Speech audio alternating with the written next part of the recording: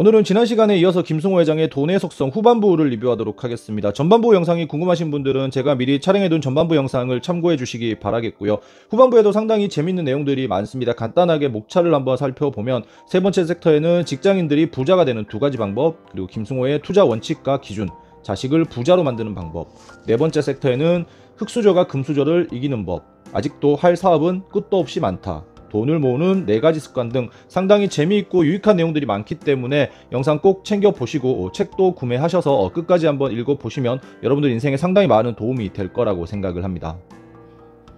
자, 그러면 본격적으로 책 속으로 들어와서 책의 내용들을 살펴보도록 하겠습니다. 마중물과 종잣돈 1억 만들기의 5가지 규칙. 종잣돈이라 농사를 짓기 위해 씨앗을 살 돈을 말한다. 적정한 투자가 이루어지기 위해서는 약 1억 원의 돈이 필요하다.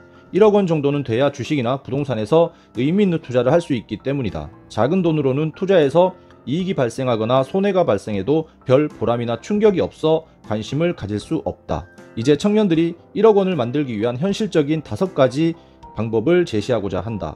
첫째, 1억 원을 모으겠다고 마음을 먹는다. 둘째, 1억 원을 모으겠다고 책상 앞에 써붙인다. 셋째, 신용카드를 잘라버린다. 넷째, 통장을 용도에 따라 몇 개로 나누어 만든다. 다섯째, 1000만 원을 먼저 만든다. 저자는 유의미한 투자를 하기 위해서는 1억 원의 종잣돈이 필요하다라고 얘기를 하고 있고요. 그 방법으로는 이렇게 5가지가 있습니다. 중간중간 이 5가지의 세부적인 내용들을 한번 간단하게 살펴보면, 부자가 되지 못한 사람 중 대부분은 능력이나 기회 혹은 종잣돈이 없는 사람이 아니라 부자가 되겠다는 실체적 욕심이 없는 사람이다 라고 말하면서 부자가 되겠다라는 마음가짐을 가지는 게 일단 첫 번째다라고 말을 하고 있고요. 네 번째는 통장을 여러 개 만드는 일이다. 통장 하나에서 공과금이나 생활비 등을 모두 넣지 말고 통장을 추가로 서너 개 더 만들어서 하나는 정기적인 생활비만 지출하는 통장을 만들어라 라고 하면서 돈을 사용하는 용도들로 나누면서 조금 체계적으로 사용하기 위해서 이런 방법을 제시하는 것 같습니다. 국가나 기업을 운영하면 예산 편성을 한다. 한 개인의 경제활동도 마찬가지이다. 기초생활비, 저축, 문화활동, 교육 등의 주요 항목에 맞춰 예산을 편성해야 한다. 되는 대로 쓰고 남는 대로 저축하면 기업에도 국가도 몇 년 안에 망한다. 국가나 회사는 부서별로 예산 사용권이 따로 있어 서로 건드릴 수 없지만 개인은 사용 범위를 넘나듦으로 이렇게라도 구분을 하는 것이다. 이렇게 억지로라도 해야 한다라고 말하면서 사용의 용도를 나누면서 조금 통제력을 가지기를 원하고 있습니다. 좋은 부채, 나쁜 부채. 사실 부채에는 좋은 부채와 나쁜 부채가 있다. 나는 나쁜 부채를 멀리하겠다는 결심 때문에 좋은 부채까지 밀어내고 있었던 것이다. 그러나 좋은 부채는 이제 사용해도 될 만큼 많이 자랐다. 이제 저자의 사업 규모가 커지면서 부채를 조금 사용하겠다라고 생각을 하고 있습니다. 사실 돈은 빌리는 순간 내 마음대로 할 수 있는 돈이 된다. 내 마음대로 할 수 있으니 곧 내 자산이다. 내 마음대로 할 수 있는 것을 자산이라고 생각하면 빚도 많아질수록 부자가 되는 것이다. 부채를 좋은 부채로 만들기 위해서는 몇 가지 조건이 필요하다라고 말하고 있습니다. 첫 번째는 소비에 사용하면 안 된다. 둘째, 나에게 일정한 수입이 있고 이후 이 부채로 일정한 수입이 발생하도록 만들어 놔야 한다. 마지막으로 투자에서 나오는 ROE가 내 부채에서 발생하는 이자보다 높아야 한다라고 말하면서 부채를 쓰는 것은 좋지만 이 3가지의 조건을 다 만족할 때 부채를 써야 한다라고 말하고 있습니다. 대기업들이 이런 부채를 사용하지 않았다면 커지지 못했을 것이다. 상장을 하거나 투자를 받거나 은행에서 돈을 빌리며 커진 것이다. 부동산에 투자하는 사람들도 비슷하다. 빚은 절대 안 된다라는 말은 부채의 기능을 잘 이해하지 못해서 생기는 논리다라고 말하면서 저자는 부채는 그렇게 좋은 성격이 아니다라고 말하지만 부채도 어떻게 쓰느냐에 따라서 상당히 좋은 레버리지 효과를 낼 수 있다라고 말을 하고 있습니다. 그러면서 구체적으로 3가지 방법을 말하면서 어떻게 부채를 이용하면 좋을지에 대해서 이야기해주고 있습니다. 아마도 많은 분들이 부채를 가지고 계실 텐데 여기 저자의 말대로 부채를 소비에 쓰고 있진 않은지, 그리고 이 부채를 가지고 새로운 어떤 수익을 만들어내면서 이자보다 더 많은 수익을 만들어내고 있는지에 대해서 한번 곰곰이 생각해 볼 필요가 있다라고 생각을 하고요. 이렇게 하지 못하고 있다면 일단 먼저 부채를 정리를 하시고 그리고 나서 다시 모든 것을 새롭게 시작한다라는 그런 생각을 해 보시는 것도 상당히 도움이 되지 않을까 생각을 합니다. 세상의 권위에 항상 의심을 품어라. 내가 스스로를 이렇게 존중하면 내 안에 나를 사랑하는 자존감이 생긴다. 이 자존감은 다른 사람을 존중하면서도 그 어떤 권위에도 무조건 굴복하지 않게 한다. 당연히 투자에 있어서 그 누구의 의견도 당신을 대신해 의사결정을 할 수는 없다. 스스로 판단하고 공부하고 결정해야 한다라고 말하고 있습니다. 투자도 공부고 경험이다. 부자가 되고 자본을 모으는 기술은 결국 공부와 경험에서 나온다. 그리고 이 모두를 혼자 스스로 해내야 한다라고 말하면서 투자는 결국 혼자서 공부하고 스스로 결정하는 것이다라고 이야기하고 있습니다. 절대로 길들여지지 말고 스스로 규칙을 만드는 사람이 되기를 바란다. 스스로 규칙을 만들다 보면 규칙이 사라지는 날이 올 것이다. 그날 비로소 당신은 혼자 스스로 서게 된 것이다. 저도 주식 투자를 하고 있지만 예전에 주식 초반부에는 어떤 종목들을 항상 어떤 사이트나 그리고 네이버 같은 곳에서 많이 찾아다녔습니다. 그리고 주변 사람들에게 어떤 좋은 종목이 있는지 물어보기도 하고 그런 식으로 남들에게 좀 의존하는 투자를 했었었는데 어느 순간부터 제가 공부를 하면서 차트 공부도 하고 그리고 재무제표 공부도 하면서 제가 스스로 상승할 만한 종목들을 뽑을 수 있게 되었을 때부터 뭔가 자존감이 생기면서 상당히 투자에 대한 어떤 확고한 신념이 좀 생겼다라는 그런 저도 경험이 있기 때문에 저자의 말에 상당히 동감을 하는 편입니다. 직장인들이 부자가 되는 두 가지 방법, 제가 이 부분 중요하다라고 별표를 쳐놨습니다. 저도 직장인이고요. 그리고 이 영상을 보시는 많은 분들도 아마 직장인이실 텐데 직장 생활을 하면서 부자가 되는 두 가지 방법, 그렇게 어려운 방법들이 아닙니다. 여러분들 이 내용들 꼭 한번 숙지하셔서 직장 생활 하시면서 항상 생각하시면서 하시면 분명히 부자가 되실 수 있다고 생각을 합니다. 그러면 내용으로 들어가서 어떻게 하면 되는지 한번 살펴보도록 하겠습니다.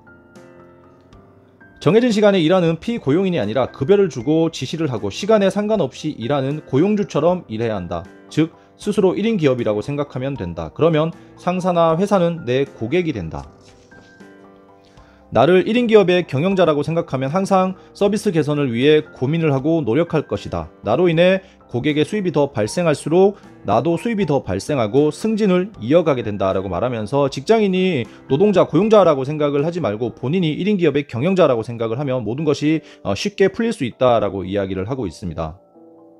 실제로 저도 이 책을 읽고 제가 이 책을 23년 1월에 올해 초에 읽었었는데 이 부분을 가지고 한번 회사에서 업무에 적용을 좀 해봤습니다. 그래서 어떤 부분들을 제가 조사하고 그리고 보고를 할 때 상당히 제가 상사보다 더 많은 고민을 하고 그리고 생각지 못한 부분까지 많이 준비를 해서 보고를 하고 준비를 해서 일을 진행을 했더니 상사의 눈빛이 완전히 달라지는 걸 제가 느낄 수 있었습니다. 그렇게 한번 신뢰를 얻고 나면 그때부터는 상당히 조금 직장 생활이 쉽게 풀리고 인정을 받는 것도 훨씬 쉬워지기 때문에 이 부분 내가 정말 1인 기업이라고 생각을 하면서 내가 상사의 지시를 받아서 일을 하는 것이 아니라 상사는 내 고객이고 내 가게에 온 손님이라고 생각을 하면서 정말 좋은 서비스를 제공하기 위해서 이것도 한번 줘보고 그리고 또 이것도 한번 줘보면서 계속해서 만족할 수 있을 때까지 노력을 하면서 준비를 하면 일도 조금 재밌어지고요. 그리고 훨씬 인정도 빨리 받을 수 있다는 걸 저는 올해 회사에서 업무를 하면서 상당히 조금 실제로 좀 체감을 했던 부분들이 있습니다.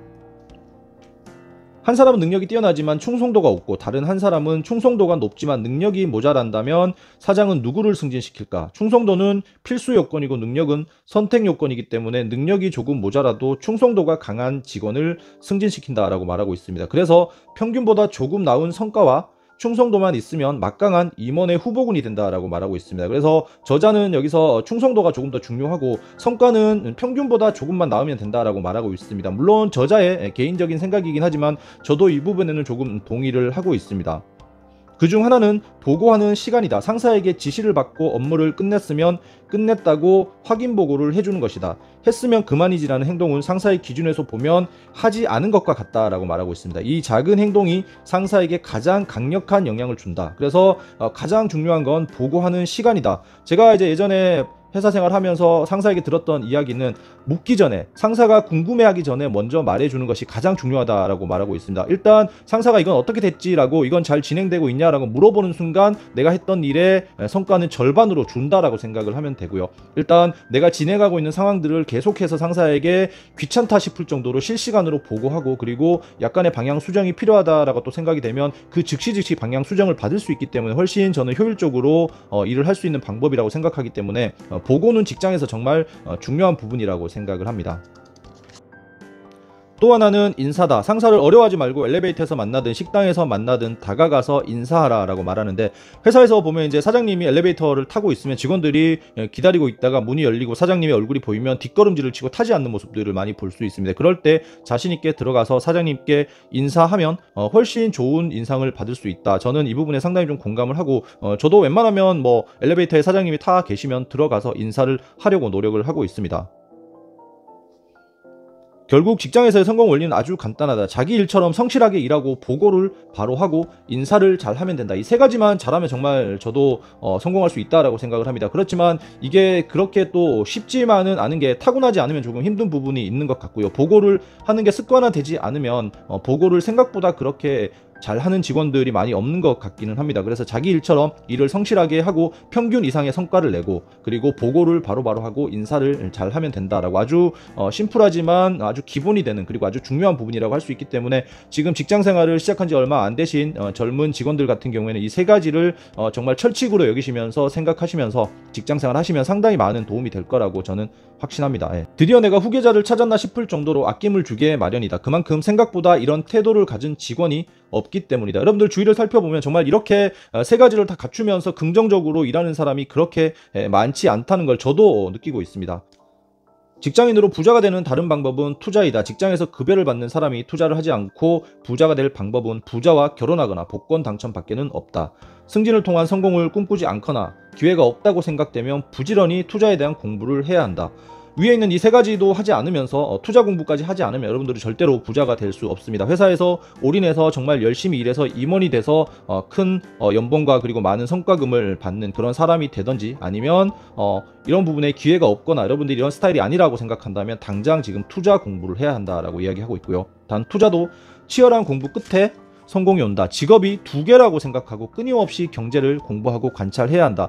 저는 지금 주식 투자를 하고 있지만 주식 투자를 그냥 주변에 보면 많은 분들이 용돈벌이 삼아 뭐 재미 삼아 이렇게 얘기를 하는데 저는 절대로 그렇게 생각하지 않습니다. 저는 직장 생활을 하면서 정말 가장 잘 할 수 있는 일이 주식 투자라고 생각을 하고, 일반적으로 이제 직장을 다니는 회사원들이 어느 정도는 재무제표를 볼 수 있고 기업을 볼 수 있는 눈이 조금씩은 있기 때문에, 그리고 현실적으로 이제 뭐 직장을 다니면서 치킨집을 한다든지 커피숍을 한다든지 이런 사업체를 꾸리기는 현실적으로 조금 불가능한 부분이 있습니다. 그렇지만 돈 5천만 원 1억 정도만 있으면 충분히 회사를 다니면서 주식 투자를 할 수가 있기 때문에 저는 이미 주식 투자를 제 2의 직업으로 생각하고, 그리고 나중에 은퇴를 하고 나면 다음 직업으로 생각하면서 계속해서 공부를 하고 있기 때문에 이 부분, 직업이 두 개라고 생각하라, 이거는 제가 벌써 한 5년 10년 전부터 생각하고 있었던 부분이었기 때문에 이 책에서 이 문구를 봤을 때 상당히 저는 반가웠습니다.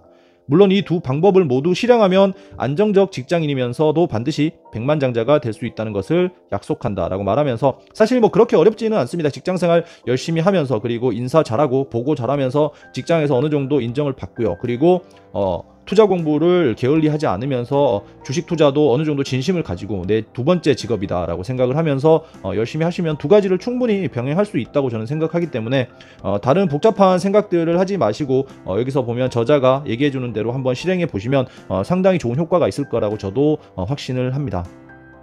감독, 자산 배분이 중요한가, 선수, 포지션이 중요한가 라고 얘기하면서 지금 투자를 축구 경기에 비유해서 얘기하고 있는데, 한국의 투자는 자산 배분보다는 투자 포지션에만 관심을 갖는 경향이 높다.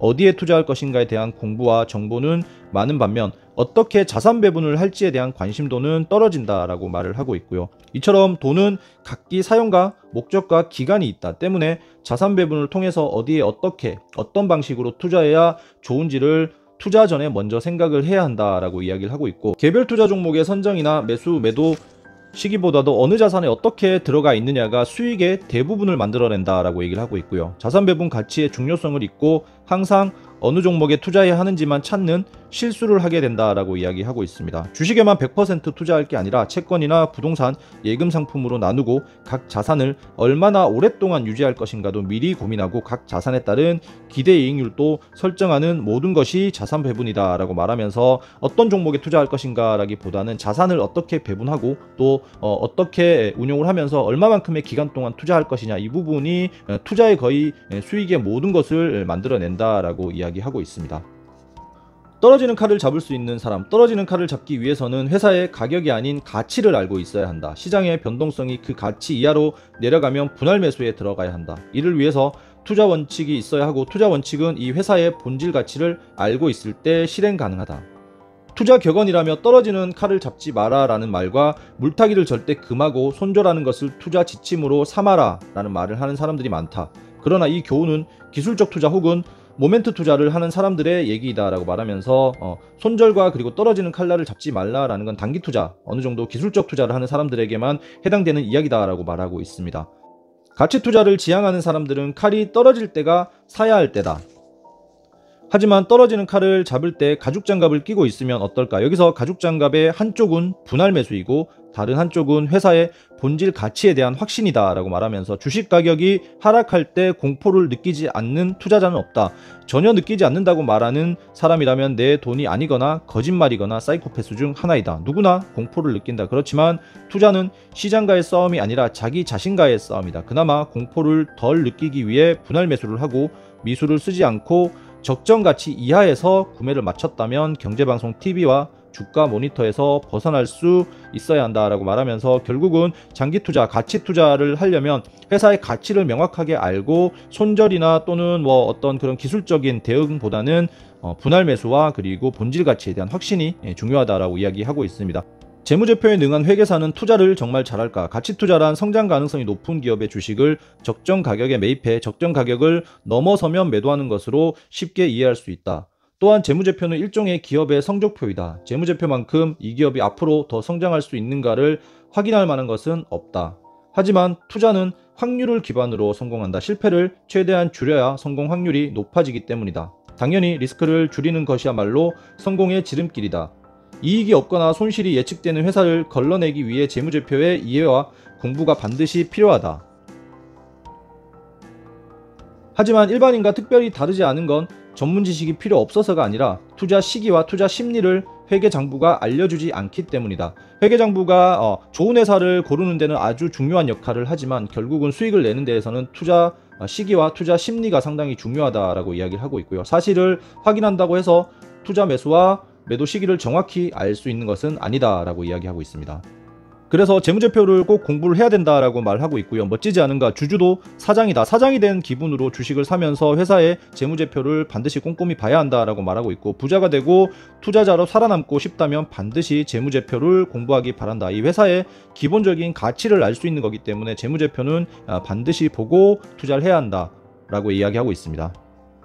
김승호의 투자 원칙과 기준 상당히 좀 궁금하죠. 어떻게 김승호 회장은 투자를 하고 기준을 세우고 있는지 8가지로 나눠놨습니다. 첫 번째, 빨리 돈을 버는 모든 일을 멀리한다. 앞에서도 상당히 많이 얘기했습니다. 부자가 되려면 천천히 부자가 되려고 하라라고 이야기하면서 빨리 부자가 되려고 하지 마라라고 이야기하고 있고요. 두 번째, 생명에 해를 입히는 모든 일에 투자하지 않는다. 세 번째, 투자를 하지 않는 일을 하지 않는다. 그래서 꼭 투자를 한다라고 이야기하고 있고요. 네 번째, 시간으로 돈을 벌고 돈을 벌어 시간을 산다.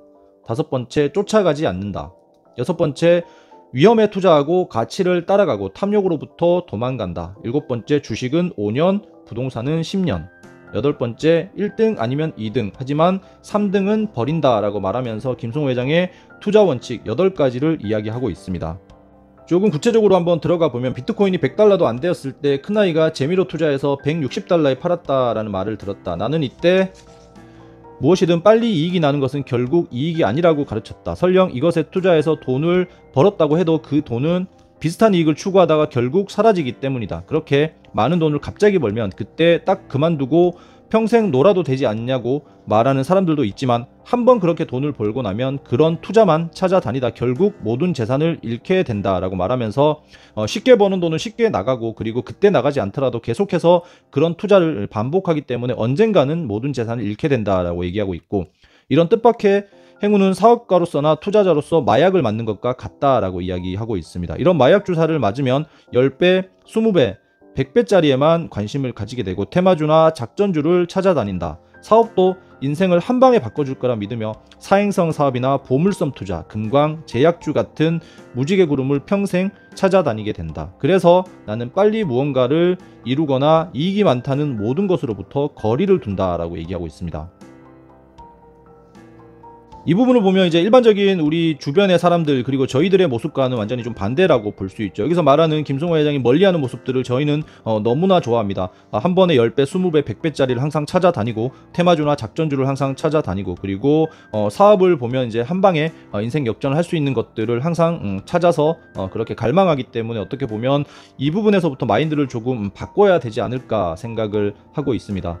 투자를 하지 않는 것은 가장 나쁜 투자이다. 자산은 무엇인가 항상 투자를 하고 있어야 한다라고 말하면서 김승호 회장은 투자를 상당히 중요하게 생각을 하고 있고요. 그래서 가장 나쁜 투자는 아무것도 하지 않는 투자다. 내가 돈을 버는 이유는 시간을 사기 위해서다. 나는 내 자산으로 나의 인생을 나에게 선물한 사람이다. 내가 무엇을 하든 하지 않든 모두 내 자유다라고 말하면서 내가 돈을 버는 이유는 돈으로 시간을 사기 위해서다. 상당히 좀 멋있는 말인 것 같습니다. 돈을 벌어 시간을 샀더니 시간이 나를 공부시키고 전문가를 만나게 하고 더 좋은 정보를 얻을 수 있게 해준다. 이 선순환은 계속 돌아갈 수 있다. 나는 부동산을 사든 주식을 사든 절대로 따라가지 않는다. 매물에 어떤 호재가 있다고 해도 내가 계산한 내 가격대로 제시하고 기다린다라고 말하면서 절대로 쫓아가지 않는다. 내가 제시하는 가격에 모욕을 느끼는 셀러도 있지만 내가 그 가격에 사면 그 모욕을 내가 당하게 된다. 내가 눈탱이를 맞게 된다라는 얘기죠. 나는 부동산이든 주식이든 1등을 찾는다. 부동산을 살 때는 그 도시에서 가장 비싼 지역을 고르고 주식을 사면 해당 업계의 1등 주식을 산다. 1등을 넘보는 2등도 주목한다. 늙은 사자를 대신할 젊은 사자가 될 수 있기 때문이다. 하지만 3등에겐 냉정하다. 내 시상대에는 3등 자리가 아예 없다라고 말하면서 기업을 살 때는 1등 그리고 1등을 넘보는 2등까지만 주목을 하면서 투자를 한다라고 이야기를 하고 있습니다. 내 자식을 부자로 만드는 방법. 만약 자녀가 공부를 그다지 좋아하지 않고 시키지 않으면 공부를 하지 않는다면 이런 자녀를 위한 근사한 직업이 하나 있다. 이 직업은 고집이 있어야 하고 대항하고 저항하고 아니요 싫어요를 할 수 있는 자녀에게 적합하다. 바로 기업가이다 라고 말하고 있습니다. 한두 달 학원비 정도의 금액을 맨 처음 넣어주고 그 금액의 70%로는 한국 최고 기업의 우량주를 사고 30% 정도는 자녀의 결정에 따라 회사를 고르게 한다. 자녀들이 사용하는 브랜드 중에 그들 사이에서 인기 있는 제품이나 서비스가 제공되는 곳이 있을 것이다. 자녀와 토론을 통해 그런 종목들을 산다. 이 기회를 통해서 자녀에게 증권, 브랜드, 회사 가치, 배당 같은 경제 용어를 가르친다. 주가가 오르거나 내리면 서로 시향을 놓고 분석도 해보고 실제로 직접 증권을 사서 자기 계좌에서 일어나는 현금 변화를 보면서 해당 회사들과 경제를 배우는 것과 그냥 이론으로 배우는 것은 천지 차이이다. 음악이나 운동 혹은 공부에만 천재가 있는 것이 아니다. 사업도 가르치면 천재가 될 수 있다. 다른 아이들이 애플사의 새 전화기를 기다릴 때 내 자녀와 애플 회사의 배당 정책과 자사주 매입 동향 및 신제품 판매 예상액에 대한 이야기를 한다면 이 자녀는 정치, 경제, 사회의 모든 면을 바라볼 수 있는 것이다 라고 말하면서 자녀에게 주식을 사주고 그래서 자연스럽게 경제 공부를 할 수 있게끔 해서 기업가의 기틀을 마련해 주는 것을 이야기해 주고 있고요.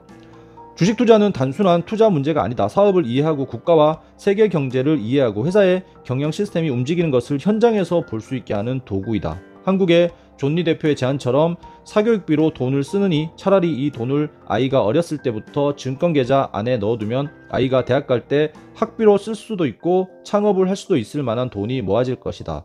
만약 자녀가 창업이나 사업을 하고 싶어 한다면 그에 맞는 공부도 저절로 찾아서 하게 된다. 이 방법이 이제 실제로 유대인들이 많이 쓰고 있는 방법인데 미국의 상당히 많은 기업가들 중에서 유대인들이 상당히 많은 이유가 유대인들은 중학생 때쯤인가에 이제 성인식 비슷한 것들을 하면서 우리나라에서 결혼식처럼 이제 축의금을 내듯이 아이가 중학생쯤이 되면 일가 친척들이 다 모여서 그 아이에게 상당히 많은 돈 상당히 좀 고액을 축의금조로 이렇게 주고 그 돈이 모이면 한 5천만 원에서 1억 정도가 된다고 합니다. 그 돈을 가지고 그 아이는 투자를 배우고 그리고 20살이 되어서 대학을 가고 나중에 본인이 할 수 있는 어떤 아이템이 생기게 되면 그걸 창업의 자금으로 사용을 하게끔 해서 상당히 많은 유태인들이 금융 그리고 어떤 기업의 대표가 되는 그런 케이스가 상당히 많은데 이런 것들을 보면 우리나라도 너무 이런 입시 위주의 교육보다는 실제로 경제를 배우고 좀 돈을 벌 수 있는 공부를 하는 것도 상당히 좀 중요하지 않을까 저는 개인적으로 생각을 하고 있는데 실제로 우리나라 현실이 좀 녹록지는 않은 것이 조금 아쉽기는 한 상황입니다. 그럼에도 부모들은 자신의 실패를 교훈 삼아 오히려 도전을 포기한 삶을 살기를 바란다. 그래서 나온 방안이 결국 공부를 잘해서 대기업에 취직하거나 전문직에 안착하는 것을 목표로 주는 것이다. 한 젊은이가 마음먹으면 무엇을 할 수 있는지 어떤 가능성이 있는지 감히 짐작도 못한다. 부모의 포기를 자녀에게 물려주지 마라. 사실 이제 부모들이 상당히 좀 겁이 나기 때문에 사업을 하면 망할 수도 있고 본인이 또 망했던 경험들이 있기 때문에 자녀들은 최대한 좀 안정적인 안전한 방법으로 갔으면 좋겠다라고 생각을 하기 때문에 자녀에게 계속 공부를 이렇게 강요하고 있는데, 저도 2명의 아이를 가지고 있는 아빠이지만 실제로 사실은 이렇게 아이에게 모험을 시키기가 생각보다 쉽지는 않은 것이 현실이긴 합니다만, 이런 내용들을 상당히 많이 접하면서 여러분들도 조금씩 생각의 변화를 가지고 가고, 내가 비록 하지는 못하더라도 내 자녀가 또 그 자녀에게는 할 수 있게끔 계속해서 조금 인식의 사고의 전환이 조금 필요하지 않을까 저는 생각을 하면서 이 대목을 조금 읽어보고 있고요. 자기가 좋아하고 자기가 하고 싶은 일을 하고 사는 것이 인생이다. 어디까지 갈지 모르는 한 아이가 고작 대기업 직장인이 꾸민 목표에 동참하게 하지 말기 바란다. 이스라엘 청년들의 꿈은 미국 나스닥 상장이다. 이미 나스닥에는 수도 없는 이스라엘 회사들이 상장하고 있고 무려 40%가 그들의 소유다라고 얘기하고 있고, 왜 한국 청년들은 미국 나스닥 상장을 꿈꾸지 않고 건물주가 꿈일까? 부모의 잘못이다라고 이야기하고 있습니다. 저도 이 부분에 동의는 하고 있습니다. 이런 아이에게도 도전과 창업을 격려하고 실패를 두려워하지 않는 문화를 만들어주지 못했기에 유능하고 창의적인 아이들이 안정적인 공무원이나 교사가 꿈이 되어버린 것이다 라고 말하면서 조금 한국 사회의 조금 안타까운 부분들을 이야기하고 있고, 저축과 투자 계좌를 만들어주고 듬뿍 격려를 하는 것만으로도 아이는 삶의 실체적 도전 정신을 가질 수가 있다. 자기가 하고 싶은 것을 하면서 살 수 있고 도전과 실패를 이어갈 수 있는 부모의 지지가 있다면 반드시 성공할 것이다 라고 이야기하고 있습니다. 만약 삼성전자 주식을 아직도 가지고 있더라면, 투자자들이 흔히 하는 한탄이 있다. 그때 주식을 팔지 않고 그냥 가지고 있었더라면 지금 떼부자일 것이라며 아쉬워한다. 이데일리가 마켓포인트에 인용한 기사에 따르면 당시 음마아파트 분양대금을 치를 돈 2,400만원으로 삼성전자를 샀다면 지금 192억 원으로 불어있을 거란 계산이 나온다 라고 이야기하고 있고, 현재 음마아파트 시세가 20여억 원이 넘어가니 1000% 이상 차이가 나는 셈이다. 계산해보면 아까운 일이다. 하지만 억울해할 필요도 없다. 1975년도에 삼성전자 주식을 가지고 아직도 팔지 않은 사람은 이건희 회장은 지금 돌아가셨지만 이건희 회장과 그 가족을 제외한다면 단 한 명도 없을 것이다 라고 얘기하고 있고, 나는 주식을 오래 갖고 있는 것이 좋다고 말하지 않는다. 그러나 오래 갖고 있을 만한 주식을 오래 가지고 있는 것은 훌륭한 투자라고 생각한다 라고 말하면서, 어쨌든 주식을 조금 오래 가지고 있는 것을 저자는 상당히 좋아하고 그게 결국은 부자로 가는 지름길이라고 말하고 있습니다. 한번 사면 오랫동안 거래를 하지 않아도 되는 회사를 고른다. 심지어 평생 팔지 않아도 될 회사를 좋아한다.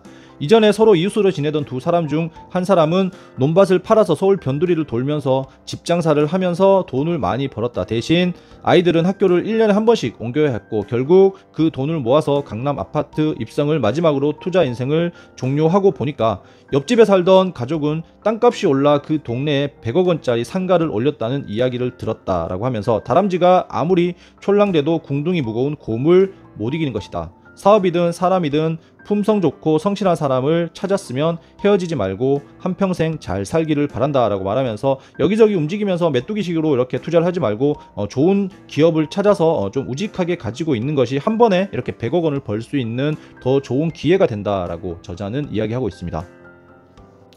모든 비즈니스는 결국 금융과 부동산을 만난다라고 얘기하면서 금융과 부동산의 중요성에 대해서 이야기를 해주고 있는데, 그러나 만약 부동산과 금융이 언제나 당신 편에서 일을 하게 만든다면 확장성과 안정성을 모두 갖춘 사업체를 소유하게 될 것이다. 또한 이렇게 커진 사업체는 규모를 키워나갈수록 부동산과 금융을 발밑에 둘 수 있게 된다.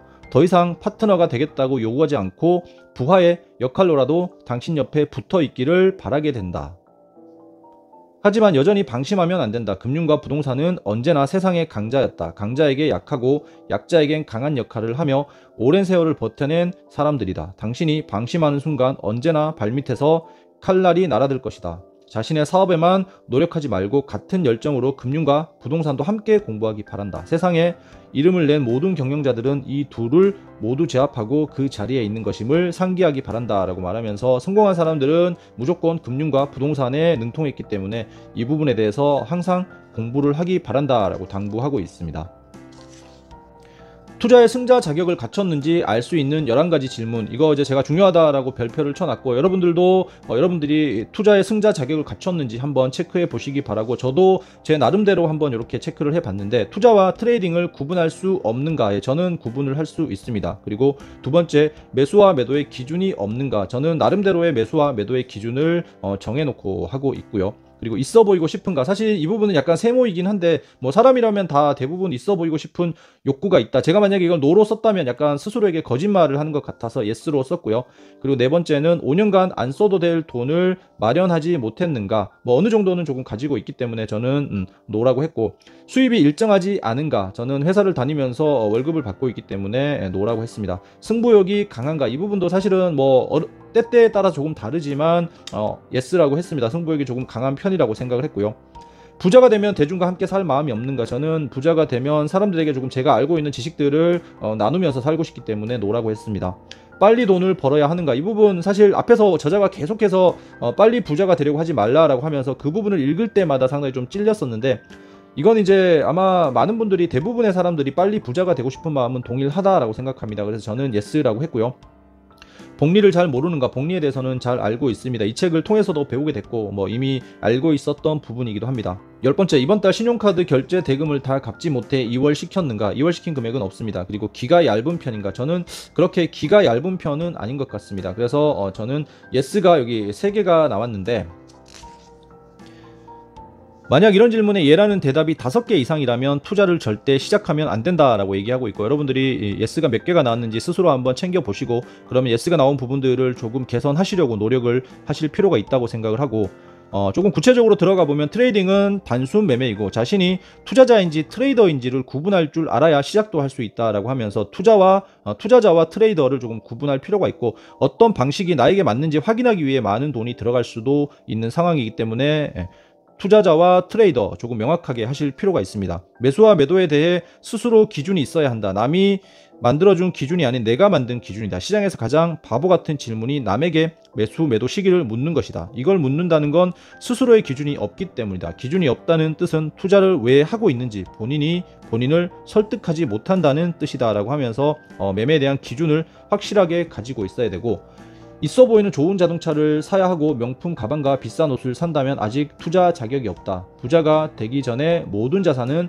다른 자산을 만드는 데 사용되어야 한다.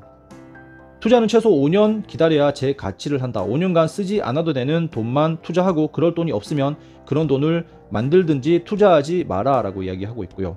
승부욕이 너무 강한 사람은 조그마한 등락에도 흥분하기 마련이다. 투자를 잘 하려는 사람은 침착해야 하고 성공을 해도 의젓하고 손해가 나도 의젓해야 한다. 투자 시장은 스포츠가 아니다 라고 얘기하면서 투자에서는 승부욕을 좀 버릴 필요가 있다 라고 이야기하고 있고요.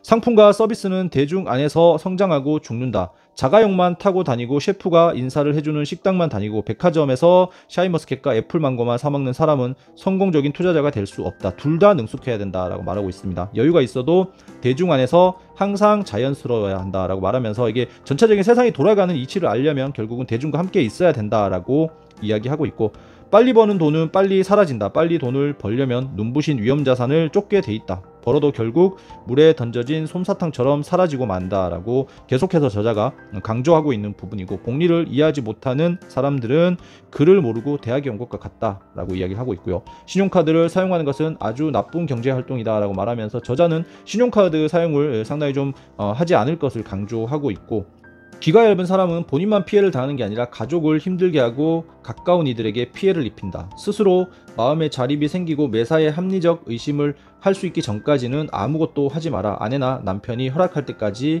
기다리기 바란다 라고 말하면서 여러분들이 투자에서 승리할 수 있는 11가지 조건들을 얘기하면서 스스로를 조금 진단해 볼 수 있는 상당히 좋은 챕터라고 생각을 하니까, 여러분들도 한번 스스로 자가 진단을 통해서 본인들이 부족한 부분이 어떤 부분이 있는지 한번 챙겨 보시면 좋을 것 같습니다. 부의 속성, 열심히 산다고 돈을 많이 버는 것은 아니다. 돈을 많이 번다고 부자가 되지도 못한다. 그리고 부자가 된다고 행복해지는 것도 아니며, 부는 삶의 목적이 아니라 도구이다 라고 말하면서 이렇게 좀 부를 대하는 자세를 이야기하고 있는데, 열심히 살면 먹고 사는 문제는 해결할 수 있겠지만 정말 부자가 되기 위해서는 열심히 사는 것만으로는 부족하다라고 말합니다. 그 이유는 방향성이 옳지 않기 때문이다. 열심히 사는 사람들은 부지런함이 모든 것을 해결해 주는 줄 알고 있는데, 일의 양을 늘려 부자가 되려 하지만 일과 저축을 통해 부자가 되는 데는 한계가 있다라고 말하면서 결국은 투자를 해야 한다라고 말하고 있는 것이죠. 돈을 많이 번다고 부자가 되는 것도 아니다. 부자가 되기 위해서는 버는 돈보다 쓰는 돈을 잘 관리해야 한다라고 말하고 있고, 부자는 수입 규모에서 나오는 게 아니라 지출 관리에서 나온다라고 말하고 있습니다. 작은 돈을 함부로 하지 말고 정기적인 지출을 모두 줄여야 한다라고 말하면서 많이 버는 것도 중요하지만 결국 관리하고 지출을 줄이는 게 가장 중요하다라고 이야기하고 있습니다. 부자가 된다고 행복한 것도 아니다. 지킬 것이 많아져서 불안하고 걱정이 많아지는데 질이 좋지 않은 돈은 주인을 해칠 수 있고 항상 좋은 돈을 벌어 자신을 절제하고 아랫사람에겐 너그러워야 한다라고 얘기하고 도구가 목적을 해하지 않게 하려면 돈을 사랑하고 돈을 다룰 줄 알아야 한다.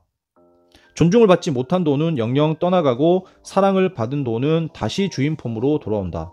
그러니 나가는 돈은 친구처럼 환송해주고 돌아오는 돈은 자식처럼 반겨줘라. 돈이 목적이 되는 순간 모든 가치 기준이 돈으로 바뀌고 집안의 주인이 된 돈은 결국 사람을 부리기 시작한다. 결국 사람이 돈을 대신해서 일을 하게 되며 돈의 노예가 된다라고 말하면서 결국 돈을 너무 쫓지 말고 돈이 목적이 되는 삶을 살지 말라고 이렇게 얘기하고 있습니다. 흙수저가 금수저를 이기는 법. 강자들은 그 규모 자체가 커 변화를 알아차리는데 시간이 오래 걸린다. 알아도 실행이 더디다. 이런 이유 때문에 약자가 전략을 바꾸고 빠른 속도와 실행력으로 도전하면 성공 확률이 높은 것이다. 약자가 계속 약자로 머물거나 강자가 되지 못하는 가장 큰 이유는 강자를 이길 생각을 하지 않아서다. 기싸움에서 이미 지고 있기 때문에 도전의식이 생겨나지 않고 도전할 마음이 없으니 실행도 하지 않는다.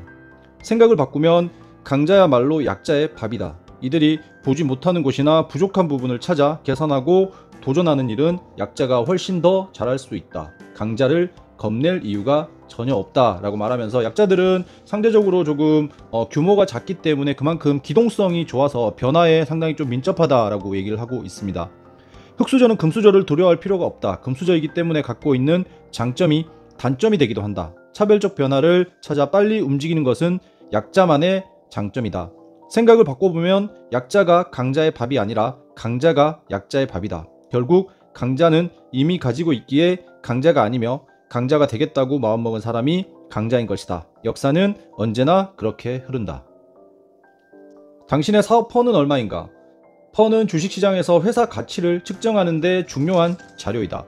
가령 세 사람의 1년 수입이 동일하게 1억 원이라고 가정하면 식당 사장님의 경우 3년 정도의 권리금을 받을 수 있고 음반 판매권을 가진 사람은 이 판권의 10년치를 받을 수도 있다. 반면 학원 원장님은 퍼가 0이다. 이처럼 수입의 발생 근원이 얼마나 안정적으로 얼마나 지속할 것인가에 따라 퍼는 높아지고 안정성이 사라진 소득은 퍼가 제로가 되는 것이다. 우리가 흔히 선망하는 직업의 대부분은 퍼가 낮거나 아주 없는 사람들이다. 특정인의 영향력이 사라져도 운영이 가능한 조직을 구성해야 높은 퍼가 나온다 라고 말하면서 우리가 이제 앞으로 세상을 살면서 내 가치를 어떻게 만들어 나가야 되는지를 조금 얘기해주는 부분이라고 볼 수가 있는데, 여기 보면 의사나 변호사, 인기 강사나 연예인 같은 사람들이 수입은 높을지 모르지만 미래 가치가 조금 낮다라고 볼 수가 있습니다. 본인이 결국은 일하지 않으면 수입이 없기 때문에 결국 퍼를 늘리지 않으면 아무리 많이 벌어도 일을 그만두는 순간 수입이 사라지기 때문에 장래를 걱정하지 않을 수가 없다. 그래서 초특급 연예인들이 건물을 사서 임대 수입을 받으려고 하는 것이고 다소 인지도가 낮은 연예인들이 식당을 차리거나 사업을 하는 것이다. 자신의 직업이나 사업에 퍼가 없다면 지금부터라도 퍼가 높은 쪽으로 본인의 수입을 옮겨 놓아야 한다라고 얘기하고 있습니다. 노동이 투여되지 않고 생긴 고정적인 정기 수입이 자신의 진짜 수입이기 때문이다. 이 이치를 이해하지 못하거나 받아들이지 않으면 당신의 노후가 사라져버린다.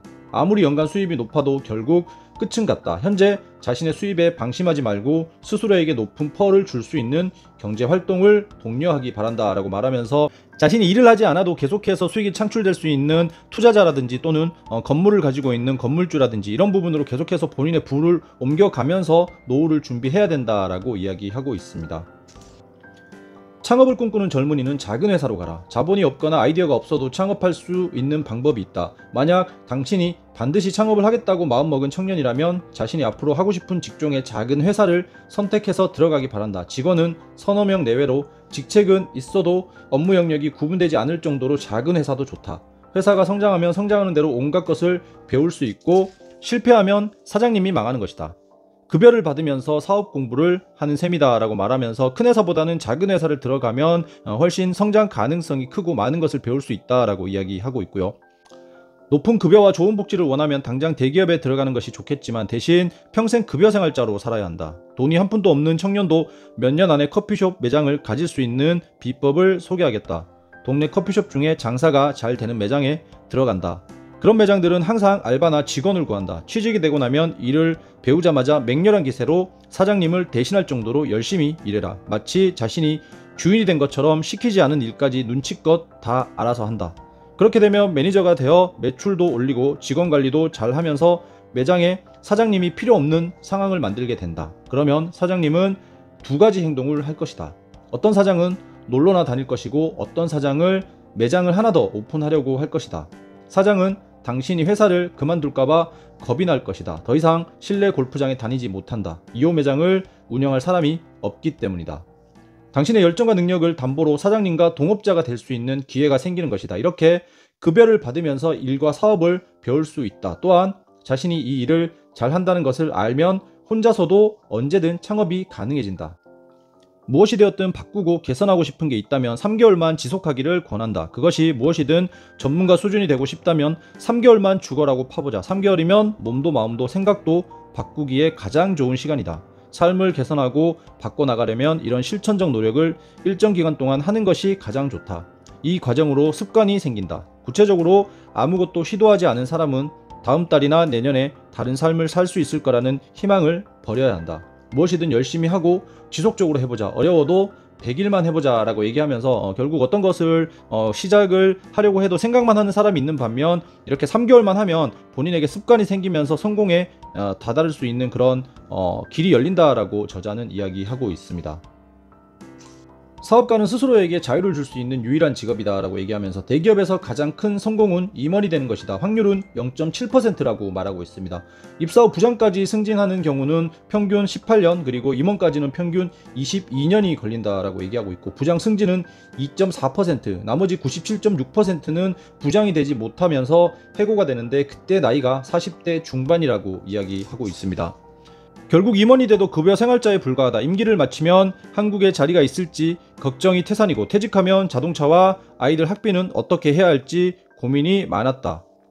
왜 당신은 당신 스스로 자본가나 사업가가 되겠다는 생각을 하지 않는가? 실패가 무서운가? 임원이 될 확률보다 사업으로 성공할 확률이 42배나 높다. 이미 직장에 다니고 있어도 직업이 의사이거나 변호사여도 상관없다. 기회가 생기면 무조건 창업하라 라고 하면서 부자가 될 수 있는 길은 결국은 대기업에 취업하는 것보다는 결국 창업을 해서 사업을 하는 것이 부자가 되는 지름길이라고 얘기를 하고 있고 사업가는 자기 인생에 자신을 선물할 수 있는 유일한 직업이다 라고 얘기하고 있고 저도 지금 대기업을 다니고 있습니다만 대기업에서 임원이 될 수 있는 확률 1% 그리고 부장이 될 수 있는 확률 많게 봐야 5% 정도 그리고 오래 다녀봤자 50대 중반 정도면 퇴직을 하기 때문에 50대 중반에 퇴직을 하고 나면 너무나 젊습니다. 그래서 그때 이후에 제가 할 수 있는 일들 그리고 경제적으로 조금 안정을 찾기 위해서 투자 공부를 하고 이렇게 유튜브를 공부하고 있는데 저는 이제 두 가지를 다 해본 입장에서 장단점이 있기는 합니다. 그렇지만 분명히 어쨌든 본인이 조금 자유로워지려면 시간과 금전적으로 자유로워지려면 사업을 하는 것이 맞다고 저도 생각을 하고 있습니다. 실패할 권리. 청년들은 절대로 실패를 두려워하지 마라. 사람은 누구나 방황하고 좌절하며 성장한다. 단 한 번의 실패도 없이 성공의 문턱에 오르는 사람은 없다. 실패는 범죄가 아니다. 무모한 일이라도 끊임없이 도전하라. 모든 성공은 도전하지 않는 자들에겐 항상 무모했기 때문이다. 저도 사실은 이 유튜브를 하기 전에 다른 유튜브를 하고 있었고 그래서 구독자를 10,000명 정도까지는 만들었었는데 더 이상 구독자가 늘지 않아서 채널을 폐쇄하고 새롭게 지금 채널을 만들어서 새로운 유튜브를 하고 있습니다. 어떻게 보면 그 경험이 하나의 실패일 수도 있고 어떻게 보면 작은 성공일 수도 있는데 그런 여러가지 성공과 실패들을 경험하면서 결국 조금 더 큰 성공들을 만들어 가게 되고 한 번에 커지는 건 없습니다. 제가 그때 10,000명까지 만들었던 여러가지 경험들이 이번 유튜브를 하면서 상당히 많이 좋은 쪽으로 발휘가 되고 있고 그러면서 지금 구독자들도 생각보다 조금 빠르게 늘고 있다고 저는 생각을 하고 있기 때문에 한 번에 성공하기보다는 계속해서 실패를 하고 도전하면서 어떤 것들이라도 해야 결국은 성공에 도달할 수 있다라는 이 말에 저는 100% 공감을 하고 있습니다. 이번에는 동업에 대해서 이야기하고 있습니다. 동업을 어떻게 생각하세요?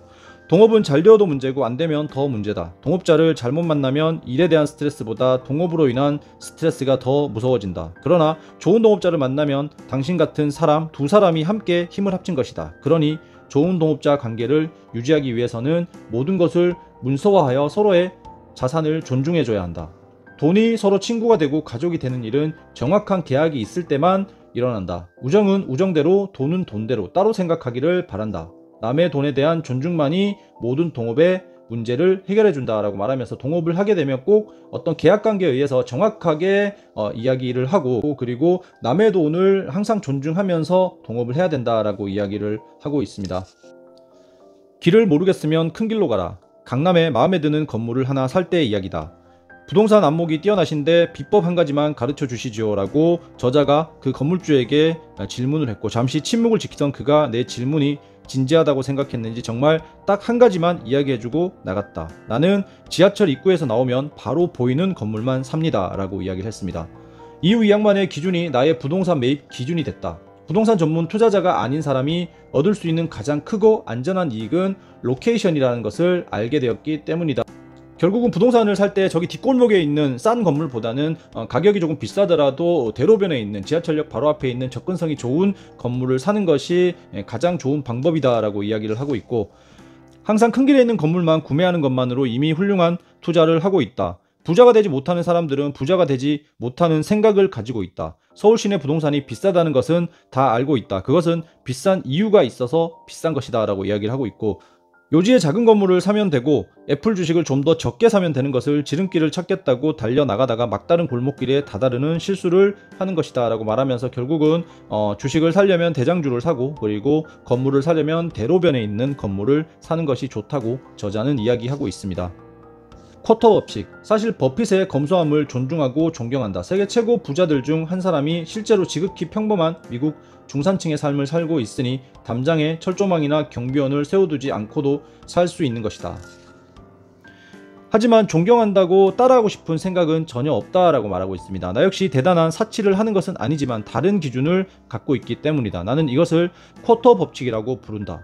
10만 달러를 벌면 2만 5천 달러의 수입을 가진 사람처럼 살고, 100만 달러를 벌면 25만 달러의 수입을 가진 사람처럼 살고, 그리고 1000만 달러를 벌면 250만 달러의 수입을 가진 사람처럼 살면 된다라고 말합니다. 쿼터 법칙은 검소함과 사치 사이에서 기준을 만들어준다. 무조건 검소하다라고 해서 꼭 좋은 것만은 또 아니고요. 돈을 벌면 어느 정도 쓰면서 사는 재미도 있어야 되기 때문에, 어떤 또 책들을 보면 무조건 커피 한 잔도 마시지 마라, 무조건 아껴라 이렇게 얘기를 하는데, 그런 것보다는 사실 어떻게 보면 상당히 좀 현실감 있는 조언이기 때문에 조금 더 좋았던 것 같고요. 버핏 같은 극단적 절제보다 노력에 대한 보상 체계를 좀 더 명확히 하고 싶기 때문이다. 우리 가족은 홀푸드에서 유기농 제품을 구매하고 식료품을 구매하면서 가격을 신경 쓰지 않게 된 지 오래됐다. 마음껏 꽃을 사고 레저용, 가족용, 출근용, 야외용 차를 가지고 있다. 세상에서 가장 비싼 호텔에 묵고 비즈니스석이나 1등석으로 여행을 다닌다. 그러나 여전히 쿼터 법칙 안에서 생활한다 라고 얘기하면서, 본인이 버는 돈이 많으면 그중 4분의 1 정도로 일단 수익을 줄여놓고 그 안에서 소비를 해도 이미 부가 상당히 많이 올라왔기 때문에 아끼면서 생활을 해도 이런 충분한 보상을 받으면서 살 수 있다라고 얘기하면서, 아까도 말씀드렸지만 무조건 아끼면서 살아라, 돈이 수백억 수천억 있는데 정말 무조건 아끼면서 살아라 라는 이런 이야기들보다는 훨씬 현실적이고 상당히 조금 내가 앞으로 부자가 되면 어떻게 소비를 해야겠다라는 기준을 좀 잡을 수 있는 아주 좋은 팁이라고 저는 생각을 합니다. 재산을 모을 때는 농부가 되고 투자할 때는 어부가 되라. 부자들과 당신의 다른 점은 결정의 방향과 속도다. 그들은 재산 형성 과정에서 수많은 결정을 잘 해서 그 자리에 가 있을 확률이 높다. 부자들은 재산을 모을 때는 농부처럼 행동한다. 깊게 땅을 파고 비를 기다리고 가뭄을 이겨내며 오래 견딘다. 그러나 돈을 벌어 자산이 생기면 어부처럼 돌아다닌다. 이것저것에 출몰하는 물고기떼를 따라 배를 돌리고 바람과 수온을 따라 어디든 그물망을 내린다. 부자들이 부자로 살아남는 것은 남들과 동일한 상황에서도 남다른 두 가지 능력을 발휘하기 때문이다. 첫째는 부자라고 해서 위기가 올 것을 짐작하거나 알려주는 시스템은 없지만 위기가 발생하면 대처할 준비가 평소에 되어 있다라는 점이다. 둘째는 실제 위기 발생 시에 이에 대처하는 더 나은 답을 갖고 있지 않지만 답이 보이면 실제로 실행한다라는 점이다. 보통 사람들이 주저하는 사이에 이미 판세를 뒤집어 놓고 기다린다. 즉 위기를 기회로 바꾸는 능력이 탁월할 뿐이지 더 많은 정보와 자산이 위기 시에 이들을 돕고 있지는 않다라고 얘기하면서, 부자들은 뭔가 결단력이 조금 다르고 그리고 위기를 기회로 만들 수 있는 그런 능력이 있다라고 이야기하고 있습니다. 자, 저자는 돈을 모으는 4가지 습관으로 이 책의 마지막 단락을 장식하고 있는데, 이 4가지 습관이 어떤 습관인지 한번 살펴보도록 하겠습니다. 이 4가지 습관은 부에 어울리는 사람이 되어 부가 빠져나가지 않고 항상 머물게 하는 효과를 갖게 한다. 다음 습관과 태도를 익히지 못한 상태에서 돈을 벌면 오히려 돈이 사람을 해칠 수 있다. 첫 번째 습관은 일어나자마자 기지개를 켜라. 쉽죠? 이건 상당히 쉬운 겁니다. 기지개는 전신 스트레칭으로 근육의 이완과 수축을 돕는 행동이다. 하루 시작부터 활력을 가진 사람이 되는 것이다 라고 얘기하면서, 사소한 습관이지만 일단 일어나면서부터 몸에 활력을 불어넣는 작업을 하고 있고요. 둘째, 자고 일어난 이부자리를 잘 정리한다. 자신이 자고 일어난 자리를 정리하는 것은 삶에 대한 감사이고 이러한 사소함이 인간을 위대하게 만든다 라고 하고 있고요. 세 번째는 아침 공복에 물 한 잔을 마셔라. 위장은 물론 두뇌 활동을 원활히 하는 뇌의 교감신경을 자극해서 잠에서 깨어나게 하고 하루를 상쾌하게 시작할 수 있도록 도와준다 라고 이야기하고 있습니다. 네 번째는 일정한 시간에 자고 일정한 시간에 일어나라. 일정함이란 매우 중요한 덕목이다. 이를 통해 자신에겐 믿음이, 남들에겐 신용이 발생한다. 이런 사람은 가장 가까운 가족으로부터 신임을 얻는다. 이렇게 아침에 4가지만 꾸준히 잘하면 저절로 어깨와 허리가 펴지면서 사람이 커 보이게 된다. 이 사소한 습관은 돈을 부르지는 않지만, 그러나 이 습관을 가진 사람에겐 한번 돈이 들어오면 절대 줄어들지 않는다. 돈은 새신랑을 찾는 여자와 같기 때문에 사소한 행동 안에 그 사람의 인생 전체가 그대로 들어있기 때문이다. 당연히 그런 남자와 평생 인연을 맺으려 할 것이다 라고 하면서 이 책을 마무리하고 있습니다. 이렇게 해서 김승호 회장의 돈의 속성을 전반부 후반부로 해서 리뷰를 해드렸습니다. 정말 돈의 속성, 돈에도 인격이 있다라는 이야기들, 그리고 복리에 대한 부분들, 그리고 돈을 어떻게 벌고 또 어떻게 관리하면 좋을지, 그리고 또 어떤 생활 자세를 가져야 할지, 그 외에도 정말 많은 이야기들, 그리고 생활 습관들, 그리고 돈에 대한 이야기들을 상당히 많이 해주고 있고, 주식 투자에 관한 이야기들, 그리고 부동산 투자, 그리고 사업을 어떻게 하면 되는지, 이런 부분들 상당히 많은 이야기들을 해주고 있습니다. 이 책을 통해서 저는 돈에 대한 생각, 그리고 부자에 대한 생각들을 상당히 좀 잘 정리할 수 있는 계기가 됐습니다. 여러분들도 제 영상을 통해서 이 책을 접하셨다면 꼭 구매하셔서 여러 번 읽어보시면서 앞으로 여러분들이 살아가시는데 정말 많은 도움을 받으셨으면 좋겠습니다. 영상 도움이 되셨다면 구독과 좋아요 꼭 좀 부탁을 드리고요. 2024년도에도 좋은 책들로 만나 뵙도록 하겠습니다. 감사합니다.